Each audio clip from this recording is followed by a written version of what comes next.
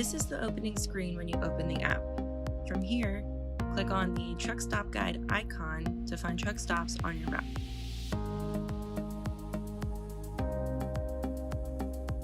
You will see a list of truck stops near your current location. You can click on any icon in the map to pull up the truck stop details, or you can click on each truck stop within the list to pull up the details. To see all the truck stops along your route, enter your destination in the Where To box at the top of the list. For this example, I will use Chicago. The notification screen that pops up is for you to verify your ETA at that destination. This ETA is pre-calculated based on your distance and route to the destination. To edit your ETA to account for breaks or stops, click on the date and time to set your ETA with the scrolling wheel for each.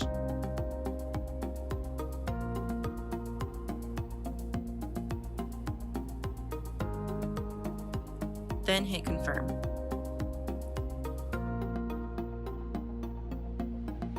The map will now open up with icons of all the truck stops along your route. The list view is also showing all of the truck stops along your route, starting with the closest one to your current location.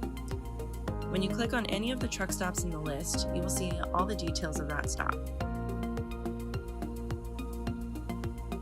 Some of the amenities you can see at first glance are how many parking spots they have, the diesel fuel price, how many pumps there are, what credit and debit cards are accepted, and more as you scroll down.